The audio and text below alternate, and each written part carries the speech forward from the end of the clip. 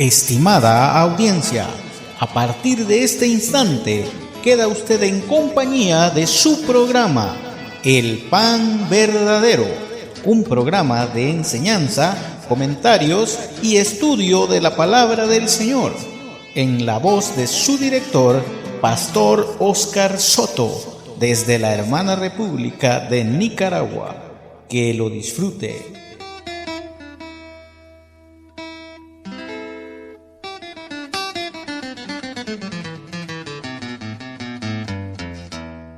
Dios los bendiga, amados hermanos. Saludos en Cristo. ¿Cómo están? Bendiciones a todos. El Pan Verdadero Internacional al aire con ustedes, comentando la palabra del Señor, comentando temas bíblicos, tratando de llevarles una doctrina sana, pura, limpia, tal como la miel que destila del panal.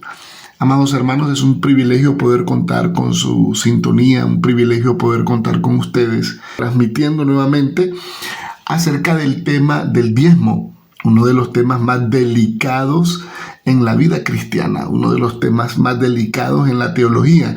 Decía yo en la semana pasada, no debería ser así. Debería ser un tema natural, como cualquier otro, pero no es la realidad. La realidad es que se ha tornado muy, muy difícil en la vida de la iglesia y estamos tratando de arrojar alguna luz sobre ustedes para que puedan pesar en balanza estos principios básicos de los cuales comenzamos a hablar la semana pasada. Vimos 6 de ellos, 6 principios básicos. Por ejemplo, estuvimos hablando sobre que Dios no necesita dinero, pero su obra sí, para desarticular cualquier argumento que venga diciendo que estamos manteniendo personas, estamos manteniendo ministros con nuestro trabajo. Vimos también que la idea de Dios es bendecirnos para bendecir, no bendecirnos para acaparar como hacen los ricos en el mundo, no, sino bendecirnos para bendecir. Todo eso está bien explicado en el programa anterior. Vimos como tercer punto básico del diezmo, el regalo habla mucho del dador. Esto para que sepamos delante de quién estamos y para que sepamos qué tipo de actitud tenemos que tomar en cuenta cuando nos dirigimos al Señor con algún presente. Luego dijimos que el diezmo no mide cantidad, sino que mide fidelidad. Particularmente este es uno de los principios que a mí más me gusta, porque el diezmo delante de Dios es igual para todos. No importa la cantidad, lo que importa es la fidelidad con la cual yo lo lleve. Ese fue el cuarto principio. El quinto principio que vimos fue: el pastor no pide diezmos, el pastor recibe diezmos. Significa esto que el pastor trabaja y espera en Dios que las ovejas que está pastoreando puedan resarcir de alguna manera ese trabajo divino. Estas ovejas, pues, motivadas por el Señor, puedan aportar para su misma obra. Es algo muy, muy interesantísimo este principio. Y el sexto fue que puedo ser un dador legal o puedo ser un dador por amor. En ese sexto principio lo que estuvimos comentando fue: necesitamos ponerle el sazón del amor a todo lo que nosotros hagamos. Bendito sea el nombre del Señor. Eso fue la semana pasada. Vamos a orar para que Dios nos ayude con los comentarios de esta semana. Padre, venimos delante de ti para pedirte perdón por nuestros pecados. Venimos delante de ti para pedirte ayuda. Venimos delante de ti para darte honra, para darte gloria. Señor, tú eres grande y grande es tu misericordia. Gracias por permitirnos poder hablar de tu palabra, tener el privilegio de hablar de tu palabra. Gracias por permitirnos comunicarnos con tu pueblo a través de la tecnología, la cual está postrada delante de ti en este programa El Pan Verdadero Internacional. Ayúdame, Señor, para que estos principios puedan ser tomados en cuenta a la hora de administrar las finanzas que tú le provees a tu pueblo. En el nombre de Jesús, amén y amén. Bueno, amados hermanos, vamos a seguir en este hermoso día miércoles con el séptimo principio. El séptimo principio es el siguiente. Dios ofrece garantías sobre el 10%. Está escrito. Traer los diezmos, el 10%. 10%.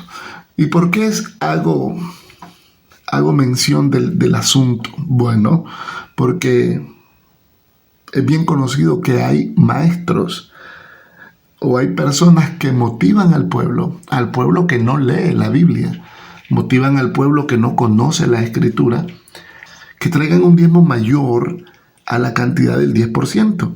De hecho, la Biblia ofrece garantías sobre el 10%, no sobre el 9%, ni sobre el 11%. Usted va a traer el 10%.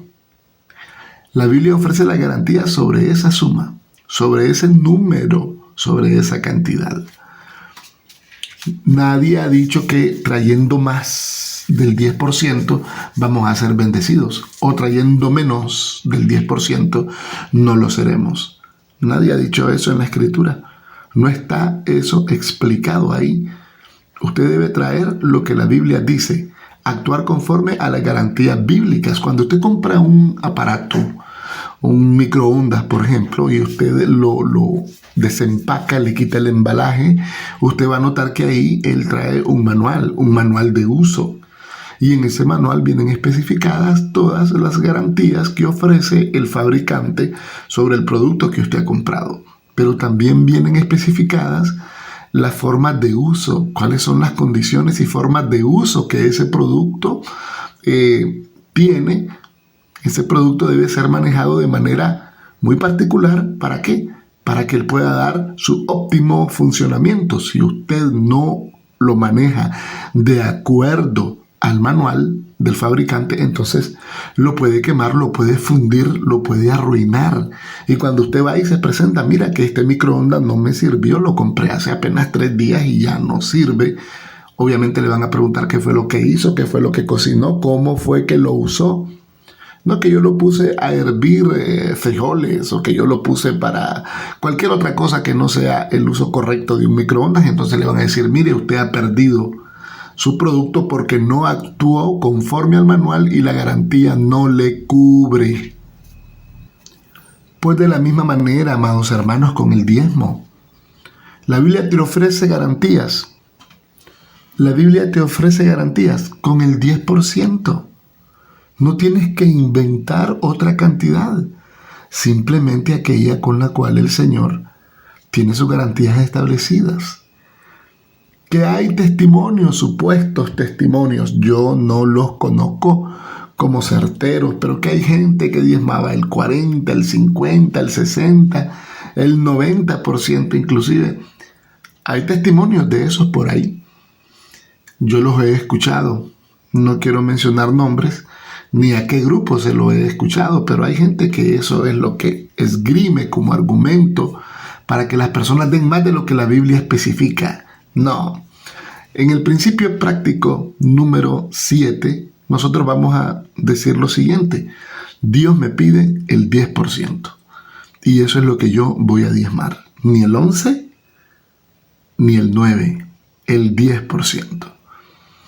Si Dios pide el 10% es porque Él va a bendecir la cantidad. Es que no es el dinero, porque en realidad Él no lo necesita. Es su obra quien lo necesita. ¿Ve usted cómo el primer punto, el primer principio básico abarca todo? Todos los otros 9 que vamos a comentar. El primer principio dice que Dios no necesita dinero, pero su obra sí. Así que yo puedo traer mucho o poco. Lo traigo es para su obra, no para Él. No hay que impresionarle. No hay que impresionarle, no hay que traer ningún otro tipo de argumento a colación. Ningún otro tipo de estrategia diferente a la que Él nos ha mandado. Así que ya lo saben, amados hermanos, lo que Dios quiere es el 10%. Y sobre ese 10% es que Él ofrece garantías. Muy bien, vamos al principio número 8. El principio número 8 dice de la siguiente manera. El diezmo no es un factor contable. El diezmo no es un factor contable. Vamos a explicar a qué nos estamos refiriendo. El diezmo no tiene factores contables. Esto lo digo ¿por qué? Lo digo porque hay personas que piensan que el diezmo puede ser retroactivo. He escuchado ministros diciendo, bueno, amados hermanos, usted debe tanto de diezmo. Usted tiene tantos meses de no traer sus diezmos a la iglesia, tiene tantos meses de no traer sus diezmos al alfolí, así que usted tiene que hacer una cuenta y tiene que pagarlos todos juntos. No, señores, eso no es así. Ya lo que no distes, no lo distes. Ya lo que pasó, ya pasó. Borrón y cuenta nueva. Escuchen, pastores, porque de repente hay personas que no pagan sus diezmos durante un año y si vienen y les aplican un retroactivo, ¿verdad? Entonces ellos van a decir, no, hombre, esto es demasiado, esto es una estafa, este es un impuesto demasiado alto, esto es una carga demasiado grande para mi vida. Y hay ministros que así lo hacen, tengo que decirlo muy a mi pesar, pues para eso son estos comentarios. Muy a mi pesar, tengo que decirlo. Hay ministros que lo hacen de manera retroactiva. Bien estamos sabidos que es difícil la doctrina y es difícil el cumplimiento para ciertas personas, mucho menos poniéndole cargas más allá de la que nosotros podríamos ni siquiera levantar con nuestras manos. No es retroactivo. Bendito y alabado sea el nombre del Señor. Claro, esto desarticula todas esas cargas, todas esas imposiciones financieras que hay sobre ciertas iglesias. Es que, como les dije la semana pasada, es tan delicado el asunto porque hay simonía, o sea, hay una malversación de fondos y hay personas que están tomando usufructo de las ovejas, hay personas que están tomando a las ovejas como entes comerciales, como monedas de cambio. No, amados hermanos, no es así. El diezmo no es retroactivo. Tú puedes comenzar cuando tú quieras. Tú puedes comenzar cuando tú lo desees. No sé cuál es la frecuencia con la cual se puede dar el diezmo. No sé, eso ya queda de cada persona. Eso yo no lo puedo poner como una doctrina o no le puedo hacer un comentario alrededor. Hay quienes pagan sus diezmos diario. Conozco personas que pagan sus diezmos al Señor diario. Otros lo hacen por semana. Otros lo hacen por quincena, otros lo hacen por mes. A veces hay personas que lo hacen por mes, pero de repente tuvieron algún ingreso extraordinario en su presupuesto y deciden pagar sus diezmos en ese momento del ingreso que estaba imprevisto. No pasa nada. Usted puede escoger cómo hacerlo, porque el diezmo es algo de gratitud. Usted lo paga por gratitud al Señor. La frecuencia, eso queda a su total y absoluta discreción. Eso sí, pague sus diezmos en el lugar donde usted se congrega.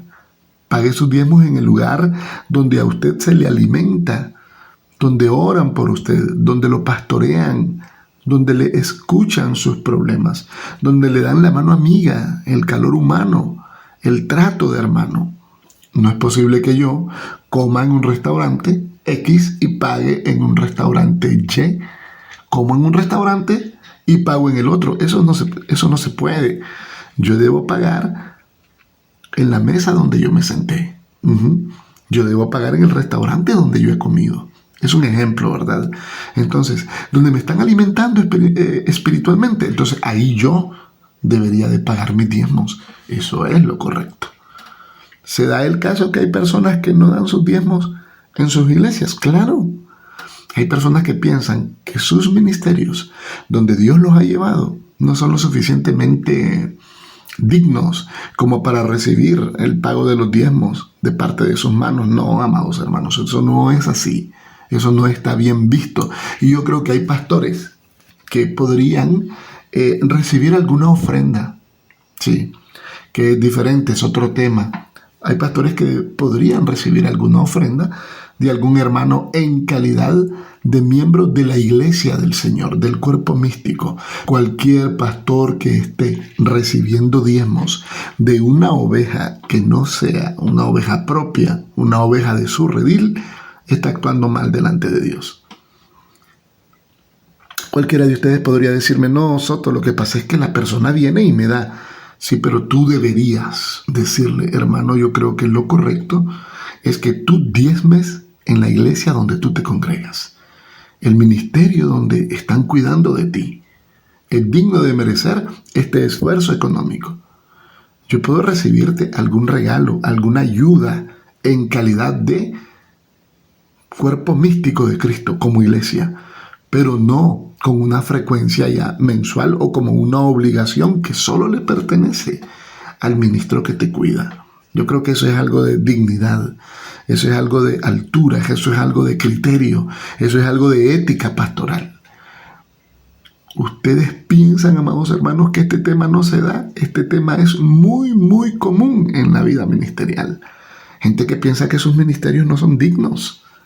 No son dignos. Y entonces vienen y dan sus esfuerzos económicos y los llevan a otros lugares. Eso es traición, hermanos. No encuentro una palabra más diplomática para definirlo. Eso es traición para el ministro que está pastoreándote. Es una falta de consideración. No que es que el otro ministerio, este es el argumento, es que ese otro ministerio es más bendecido. La bendición tú la mides en carácter económico, tienes muy poca visión de lo que es una bendición. La bendición es algo integral. Lo económico simplemente es una parte, es un apartado de lo que es la bendición integral. Creo que con esto yo debería de ser muy, muy claro, decirlo así, con pinzas, ¿verdad? Con precisión de cirujano. En el lugar donde tú te congregues, en el lugar donde te cuiden, en ese lugar hay un pastor que es digno porque ha sido llamado para recibir tus diezmos. En el principio número 5 dijimos, el pastor no pide diezmos, el pastor recibe los diezmos. Después de que él ha ejercitado todo su trabajo ministerial durante una quincena con tu vida, con tu familia, orando por ti, predicándote, visitando, ese pastor debería, como dice el apóstol Pablo, ya que yo he sembrado entre ustedes lo espiritual, también tengo derecho de recibir lo material. Es más, el apóstol Pablo decía que no le gustaba que cuando él llegara estuviesen recogiendo ofrendas, estuviesen recogiendo ayudas económicas para él. Eso háganlo antes, decía él. O sea, no se quería ver en el entredicho, pues, de que la gente fuese a pensar, algún impío que le pudiese escuchar, fueron a pensar que él andaba, pues, prácticamente como vendiendo el mensaje de la palabra del Señor. Así que en este principio, que el diezmo no es retroactivo, comprende la frecuencia con la cual nosotros podemos pagar nuestros diezmos, y también comprende el lugar donde nosotros podemos llevar nuestros diezmos, que no es otro más que el lugar donde Dios nos ha llevado. Bendito y alabado sea el nombre del Señor. Bendito y alabado sea el nombre del Señor. Así que este principio es muy importante, muy básico. No me gustaría que no fuese a quedar bien claro en tu mente. En el lugar donde tú te congregues, es ahí donde tú debes pagar tus diezmos. El principio número 9 argumenta lo siguiente: el diezmo no se da, el diezmo se paga, así como usted lo escucha, ni más ni menos. El diezmo no se da, lo que se da es la ofrenda. El diezmo se paga, de acuerdo a Hebreos, el diezmo se paga. Dice la Biblia en Hebreos, dice que Leví en Abraham pagó sus diezmos. ¿Por qué? Porque Abraham pagó diezmos a Melquisedec. Y entonces Leví, aunque no había nacido, estaba en los lomos de Abraham. Entonces Leví pagó los diezmos. Bendito sea el nombre del Señor. El diezmo se paga. Es como un impuesto divino por un bien recibido de parte de Dios. Digámoslo de esa manera. Estaba yo trabajando con un grupo teológico en la ciudad de León, Nicaragua. El grupo se llegó a convertir en una iglesia, pero estuvimos estudiando y la iglesia hoy día se llama ABA, la iglesia, muy linda. Creo que esta iglesia está con cobertura bautista hoy día están con cobertura bautista. Entonces estaba una hermana cubana ahí y estábamos explicando el tema financiero y ella lo definió de esta manera: es un impuesto a Dios por un bien recibido antes de pagarlo. Así lo definió. Son bienes que Dios nos ha hecho, decía ella, y por gratitud nosotros vamos y pagamos ese impuesto. Qué bendición. Ella lo captó de esa manera y a mí me gustó. Y hoy vengo y se los comento a ustedes. Y es cierto, los bienes que Dios nos ha dado, los bienes que Dios nos provee, son bienes que vienen de su corazón hasta nuestras manos. Todo lo que Él nos da. Entonces nosotros de todos esos bienes, estoy hablando literalmente, bienes, cosas, bendiciones, metal, algo metálico, algo económico. Entonces, de todos esos bienes que Dios nos pone en mano, nosotros vamos y pagamos un impuesto de gratitud. Me encantó cómo lo definió esta hermana, una cubana, así como les estoy comentando. El diezmo se paga, es una obligación, es un reino. Fíjense ustedes, amados hermanos, escuchen esto. ¿No se han puesto a pensar ustedes allá en el Génesis cuando viene Abraham y le paga los diezmos a Melquisedec? ¿Por qué será que Abraham pagó esos diezmos si no hay otra mención? Antes de Hechos 20 no hay otra mención en la Escritura, en los capítulos anteriores, de que alguien pagase los diezmos. ¿De dónde sacó Abraham la idea de pagar los diezmos a Melquisedec? Les voy a contar esto, amados hermanos.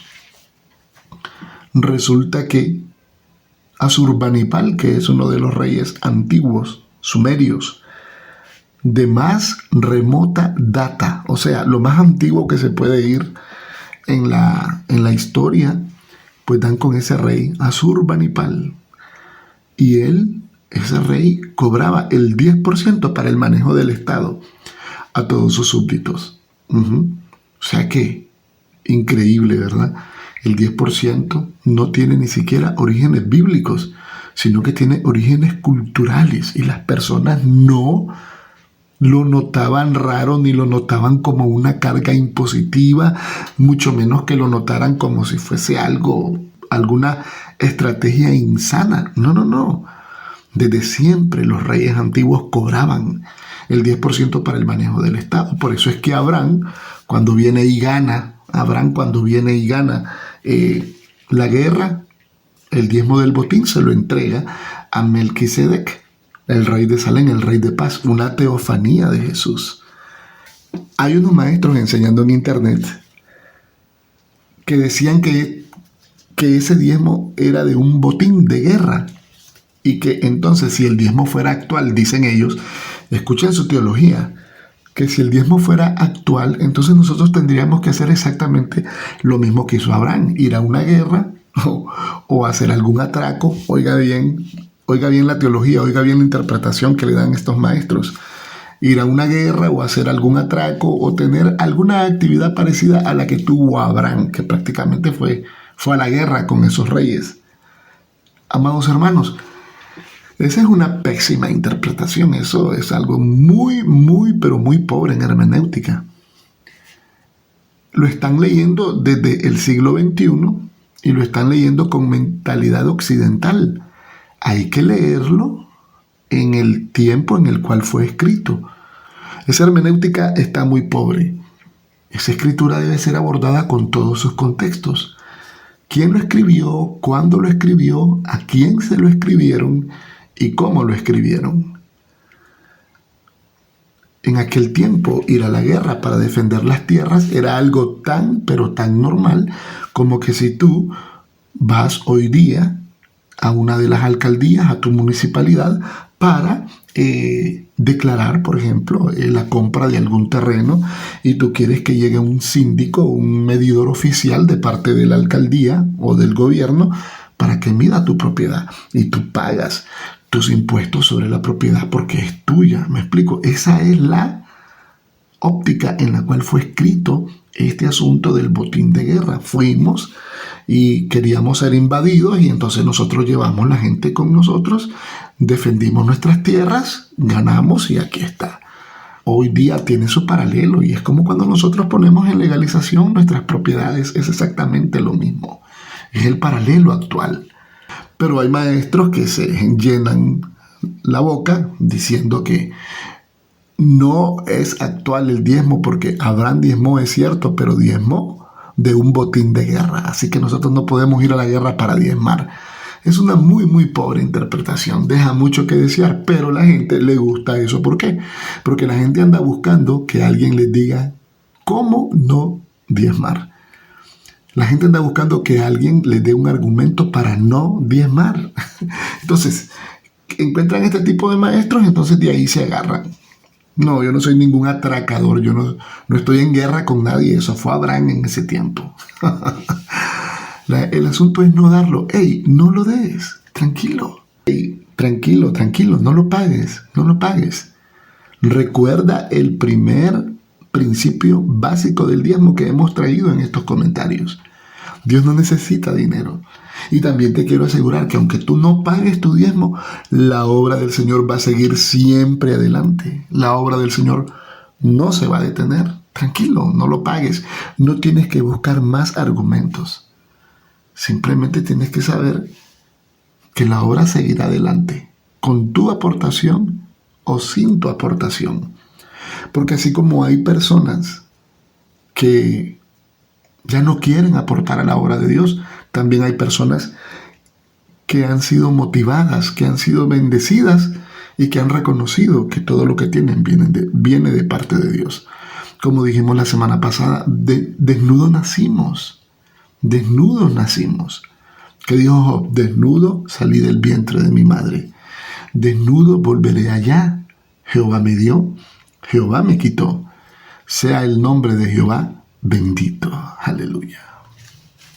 Nos toca ya el principio activo número 10 de los que hemos escogido para el tema del diezmo. Este principio dice así: el diezmo es una obra de fe. El diezmo es una obra de fe. ¿Qué significa esto, amados hermanos? Significa que no importa cuánto comentario yo te traiga, cuánta teología yo te traiga, no importa cuánto texto bíblico, cuánta hermenéutica, cuánta teología, no importa.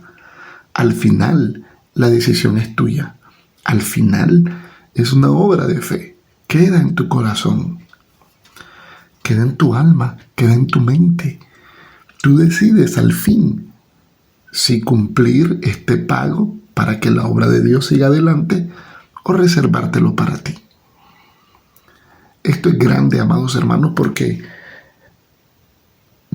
uno enseña la palabra, uno enseña el tema en las iglesias y al final la gente es la que decide.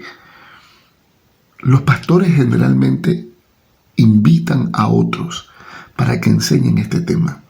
Es muy propio que los pastores no lo enseñan ellos mismos, sino que siempre están invitando a una tercera persona, porque el diezmo tiene tanta garantía bíblica y el diezmo tiene tanta bendición que cuando uno se lo enseña a los de casa, pues posiblemente los de casa dirán: este lo que está haciendo es tratando de llevar agua a su molino. Entonces uno invita a otra persona para que sea ella la que exponga las verdades que el diezmo contiene. Y ni aún así hay personas que no lo pagan, porque al final es una obra de fe. La palabra de Dios dice que la fe sin obras es muerta. Muéstrame tus obras y yo te mostraré mi fe. Cuando uno tiene fe, la obra es el fruto visible de esa fe invisible. La fe transforma la realidad. La fe no niega la realidad, la fe la transforma. Y al final, pues, el tema de las finanzas bíblicas son un tema de pura fe. El Señor se encarga de tocar las personas. Eso sí, hay que tenerlo por seguro. El Señor se encarga de tocar los corazones para que la obra de Dios siga adelante. Yo no quiero preguntar en este momento, pero lo voy a hacer. Pero no me gustaría preguntar de cada congregación cuántas personas son las que diezman, cuántas personas son las que creen que la obra necesita avanzar. Estamos hablando para un número redondo, 100 personas, por decir algo. ¿Cuántas de esas 100 personas son las que diezman? ¿Cuántas? A veces 30, a veces 40%, a veces 25%. Hermano, a veces ni el 10% de la congregación está pagando sus diezmos de manera satisfactoria. Esto hace que los pastores tengan un trabajo secular, un part-time, biocupacional, como dicen algunas personas. Los pastores trabajan porque necesitan sostenerse y después, cansados, contaminados de un trabajo secular, llegan y se presentan ante el altar para predicar la palabra del Señor. Me comentaba un pastor que le sucedía esto, ¿verdad? Y me dice, yo tengo que trabajar, Soto. Y él trabaja de transportista pesado, no internacionalmente, pero sí de transportista dentro de la nación. Entonces me dice, ¿tú sabes cómo es el ambiente de los camioneros? Me dice. ¿Tú sabes cómo es el ambiente en el transporte pesado? Y yo estoy metido ahí y después tengo que ir al altar a predicar. Yo pongo mi hamaca, dice, debajo del furgón. Pongo mi hamaca y me pongo a leer la Biblia mientras estoy esperando que carguen o descarguen mi camión. Pero mientras esto sucede, estoy oyendo todo tipo de cosas. Esa es una contaminación, amados hermanos. No es como el pastor que está en casa estudiando la palabra, que va a servirle al pueblo en el día específico, ya sea el día de la enseñanza o el día de la predicación oficial de la iglesia, no sé. Pero bueno, los que aman la obra, los que verdaderamente aman la obra, esto no los detiene, sea que la gente aporte, sea que la gente no aporte, esto no los detiene. Amados hermanos, con estos 10 principios básicos, esto quiero que sirva de base, valga la redundancia del término y la redundancia de la idea. Quiero que sirva de base para la teología que voy a traerles ya con sus versículos, con sus contextos en los próximos programas. Por eso me he mantenido al margen de dar textos bíblicos, porque quiero que sea solamente como un comentario. Ese es el ánimo de estos dos primeros programas. Quiero que se mantengan como un comentario. Lo que se oye en los pasillos de la iglesia, lo que se oye en el atrio del templo. ¿Por qué diezmar? ¿Cuáles son los beneficios? ¿Cuáles serían las formas correctas? ¿Por qué cerrar los oídos ante ciertas enseñanzas? Ya la próxima semana vamos a comenzar con la teología explícita del diezmo, con sus versículos y con sus contextos, ya lo dije, pero quiero repetirlo porque quizás ustedes se han percatado que solamente he hablado, no he leído, sino que solamente he hablado. Pues así está diseñada esta charla, esta conferencia. Primeramente, los comentarios, los rumores de todo lo que se oye, descartar lo malo, sembrar bien esos pilares donde vamos a sostener nosotros nuestra estructura financiera. No podrían estar completos estos comentarios si yo no hago unos comentarios acerca de los pactos. Los pactos que ustedes saben que es una nueva forma de agenciarse recursos para que la obra de Dios camine.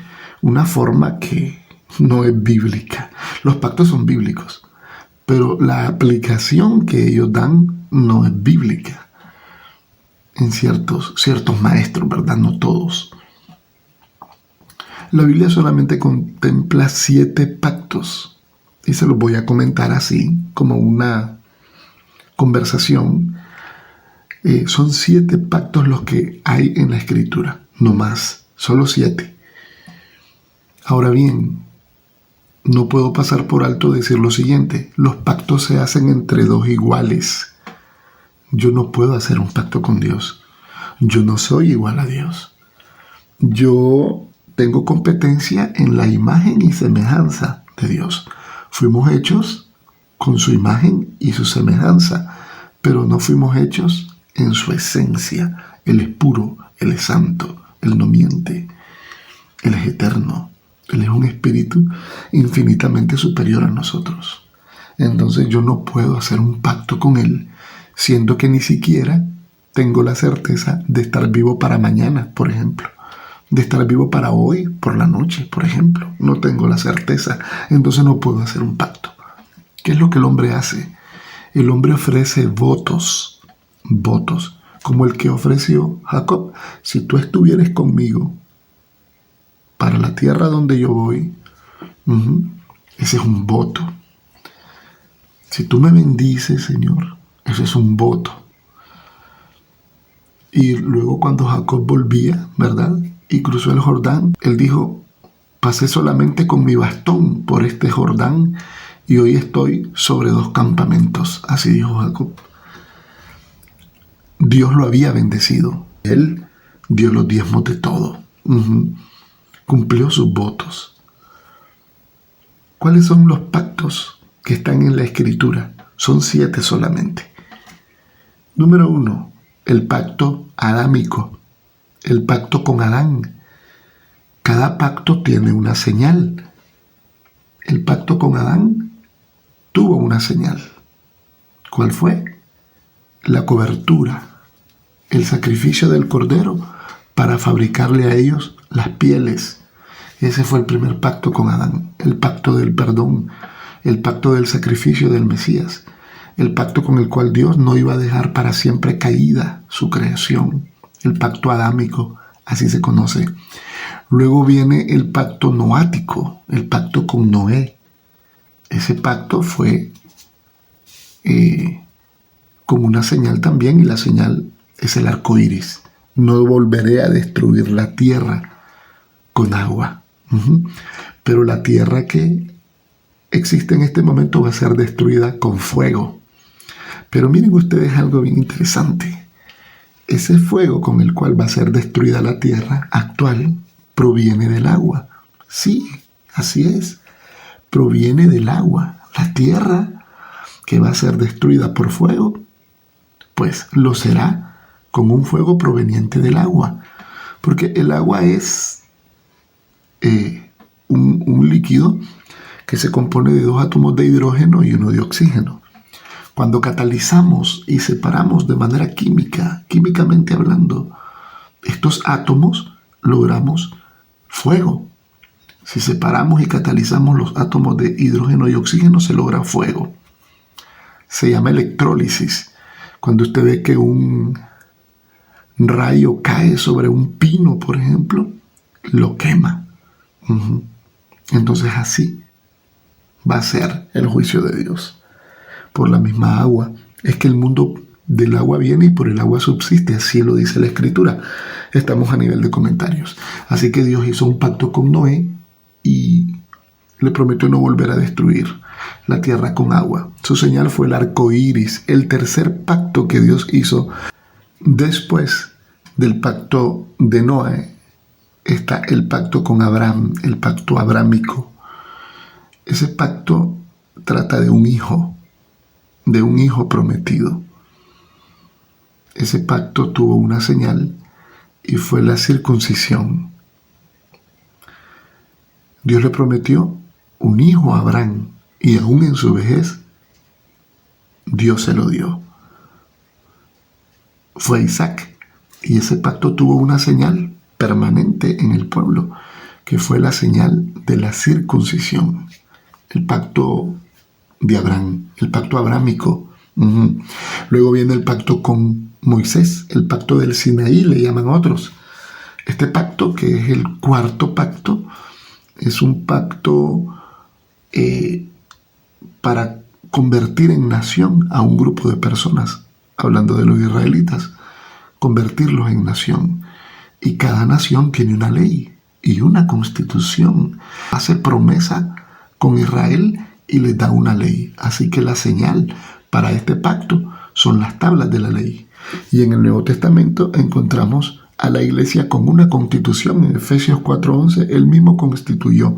Así que la iglesia, que es el pueblo de Dios, la nación santa, el real sacerdocio, tiene ley en el Antiguo Testamento y tiene constitución en el Nuevo. Es una nación, es un pacto ya cumplido, bendito y alabado sea su nombre. Es un pacto muy, muy bonito.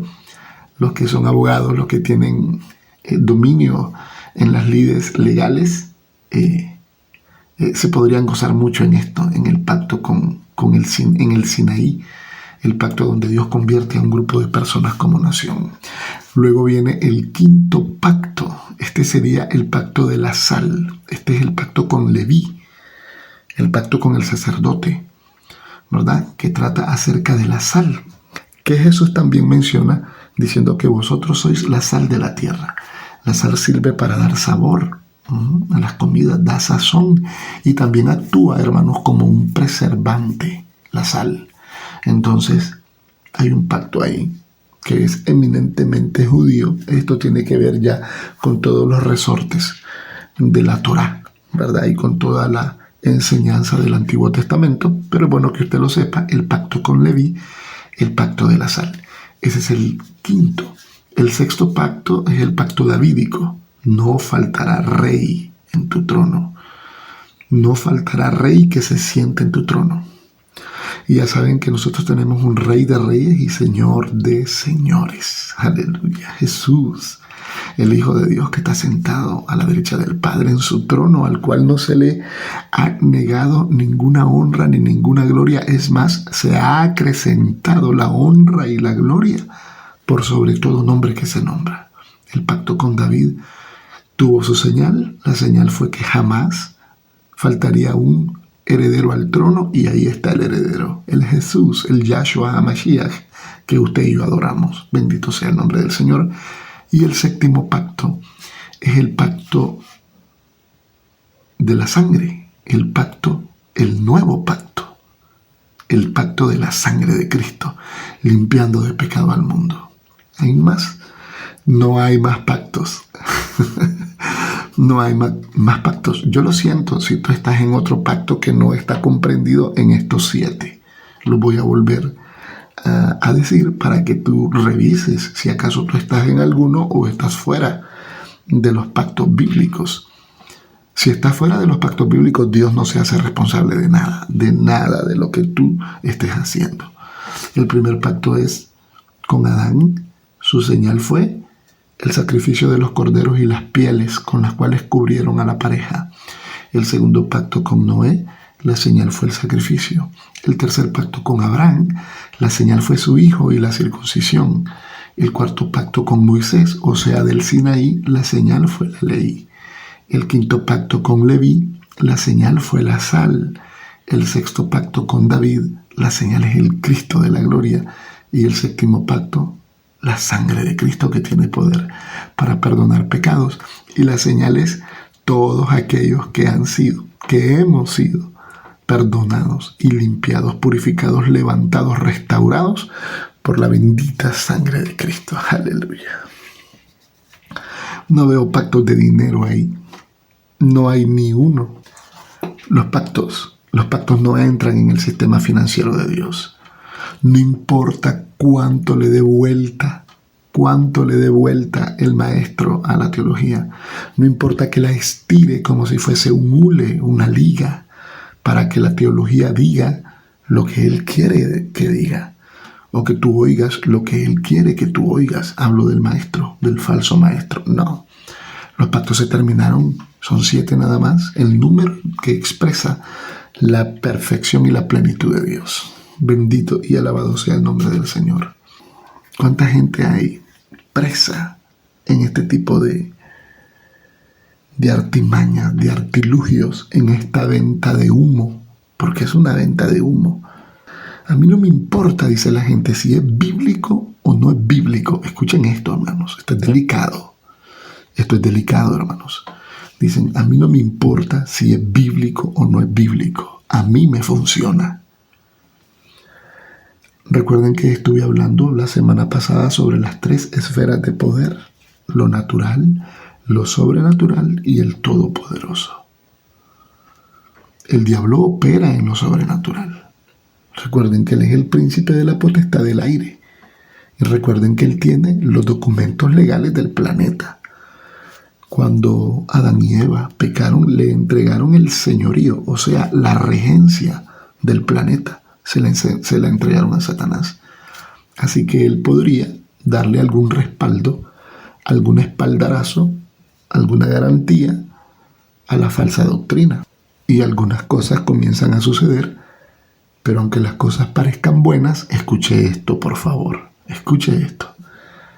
Aunque las cosas parezcan buenas, no siempre vienen de Dios. Porque hay bendiciones que te pueden matar y hay bendiciones que te pueden apartar del camino del Señor.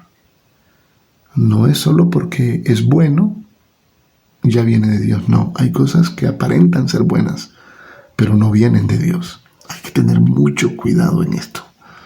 Muchísimo cuidado. Porque el diablo también opera en lo sobrenatural. Nosotros tenemos que pedirle al Todopoderoso que obre de manera sobrenatural. Oigan bien, nosotros debemos de pedirle al Todopoderoso que obre de manera sobrenatural, para que la bendición de Dios nos llegue y no añada tristeza con ella. Bueno, amados hermanos, dicho esto acerca de los pactos, que no lo podía pasar por alto, dije, voy a hacer un resumen. Permítame ser repetitivo, no es que no tenga nada que decir, no. Quiero hacer estos comentarios con un matiz, con un tinte pedagógico. Entonces yo quiero que usted escuche. A través de la repetición usted podría rescatar algún conocimiento, aunque sea mínimo, no importa. El Señor se encargará de potenciar lo que usted rescate. No es necesario que escuches todo lo que yo te dije y lo retengas. Es necesario que con una sola palabra Dios puede hacer la obra. Vamos a repasar los 10 principios activos del diezmo. Lo quise hacer como comentario porque es lo que se maneja en los pasillos de nuestros templos, en el atrio del templo, lo que la gente piensa y se pregunta acerca del tema financiero. Por eso le llamé principios activos. Número 1, Dios no necesita dinero, pero la obra sí necesita dinero. Número 2, la idea de Dios es bendecirme para bendecir. Número 3, el regalo dice mucho del dador. Número 4, el diezmo no mide cantidad, el diezmo mide fidelidad. Este es el que más me gusta a mí, porque este equipara los diezmos de todos, los diezmos de los ricos y los diezmos de los pobres. Los pone al mismo nivel. Gózate rico en tu humillación y gózate tú pobre en tu exaltación. El principio número 4 es de los que más me gusta. Principio número 5 también me gusta. El pastor no pide diezmos, el pastor recibe los diezmos. El principio número 5. También me gusta, les dije, porque esto obliga al pastor a trabajar. Esto obliga al pastor que trabaje, que haga la obra de Dios. El principio número 6. Puedo ser un dador legal o puedo ser un dador por amor. El principio número 7. Dios se hace responsable por el 10%. No es el 9 ni es el 11, es el 10. El 10%. Nadie puede influir tu mente, violar tu conciencia. Es el 10% lo que Dios quiere de nuestro esfuerzo financiero para Él mostrar su gloria, el 10%. Ese es el principio número 7. El número 8, el diezmo no tiene carácter contable. El diezmo no es contabilidad, no tiene principio activo. Cuando hablo que el diezmo no tiene contabilidad, no significa que va o que no va a la contabilidad de la iglesia. No. Lo que significa es que no tiene carácter retroactivo. O sea, yo no puedo hacerte contabilidad de sumas y restas sobre lo que no has dado. Porque lo que ya pasó, ya pasó. Nada se puede hacer con los días pasados. Tú puedes comenzar a darlo en el momento que tú quieras. Bendito sea el nombre del Señor. Obviamente que todos los ingresos van a las contabilidades de nuestras iglesias. A lo que me refiero es al principio práctico. No puedo violar tu conciencia y decirte, todo lo que nos has dado es tanto, así que hagamos nosotros una suma, una resta para ver cuánto debes. Esto lo digo porque hay iglesias que cobran de acuerdo a Levítico, al último capítulo de Levítico, donde dice que hay que dar la quinta parte sobre lo que no se dio. No he comentado esto porque esto está para el diezmo ya teológico, lo que vamos a iniciar la próxima semana. Me lo estoy guardando para la próxima semana. Luego viene el otro principio que nos enseña que el diezmo se paga. El diezmo no se da. Lo que se da es la ofrenda. El diezmo se paga. Se paga. Correcto. Así como lo está escuchando. El diezmo se paga. Usted va y paga un impuesto divino por un bien ya recibido. No por algo que va a recibir, sino por que ya Dios lo ha bendecido. Lo que se da es la ofrenda. Eso tiene otros principios. El diezmo se paga. Ese es el 9. Y como número 10, el diezmo es un acto de fe, una obra de fe. Puedes poner al mejor maestro, al mejor pastor que te enseñe. El mismo Jesucristo te puede enseñar. Pero si tú no tienes fe, nada se va a activar en tu vida financiera. Muy bien. No puedo retirarme de este programa, de este segundo programa de la serie de las finanzas bíblicas, sin decir lo siguiente. Hay un malentendido en el mundo cristiano, y yo lo he oído en el mundo cristiano y lo he oído entre los impíos. Hay personas que piensan que para participar en algunas iglesias, para participar del altar, tienen que pagar. Es que en todas las denominaciones, no importa la denominación que usted elija, en cualquier denominación, la persona que no paga sus diezmos no participa del altar, porque prácticamente está diciendo que no creo en la visión de esta iglesia, no creo en la visión de esta congregación, por lo tanto no la apoyo financieramente. Entonces, ¿cómo es que quieres participar del altar y exhortar personas y predicar y decir tus sueños y tus profecías? No le veo pues que cuadre la lista y el billete. No veo que esto tenga congruencia, que se concatenen las ideas. Entonces lo que uno hace como pastor es, está bien, tenerlo como oyente. No vamos a preferir nosotros a las personas que sí apoyan la obra, que están en todo momento con la obra, en las buenas, en las malas, en las maduras, en las duras y en las más duras. Gente que es fiel, gente que está al lado del pastor, sosteniéndolo, empujándolo. No vamos a preferir a una persona que es simplemente un oyente, que es una persona que actúa de manera incógnita, que se dirige al templo, se dirige a la visión, se dirige a la doctrina de manera impersonal, que le da lo mismo. No la vamos a tratar en el mismo nivel. Vamos a darle los privilegios que corresponden a la persona que corresponde. Por eso se llama privilegio. Tampoco quiere decir en el otro extremo, que porque tú pagas tus diezmos es que te vamos a dar lugar. Y no importa cómo andes. No, tampoco. Hay un equilibrio. Y esto lo digo porque así lo he escuchado. Pero imagínense, yo bendigo a los pastores y a su corazón. Porque hay pastores que saben que las personas no los apoyan financieramente en su ministerio y aún así les dan privilegios. Porque los traiciona el amor que sienten por las ovejas, los traiciona. Pero no debería ser así. No es un pago, hermanos. No es que yo tenga que pagar para predicar o que tenga que pagar para cantar. No.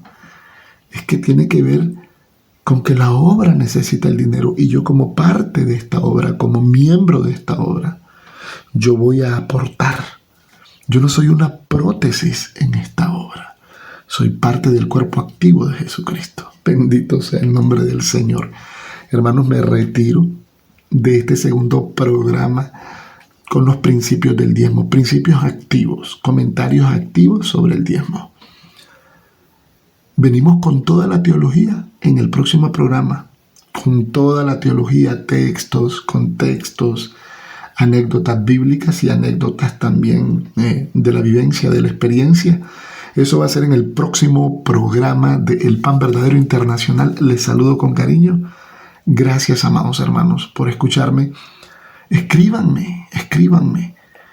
5779-2502. Repito. 5779-2502. El área es 505. 505 mi área de Nicaragua. 5779-2502. Escríbame a mi WhatsApp. Vamos a hacer amigos. Yo estaré esperando toda tu comunicación. Saludos en Cristo. Te amo. Nos vemos la próxima semana. Bendiciones a todos.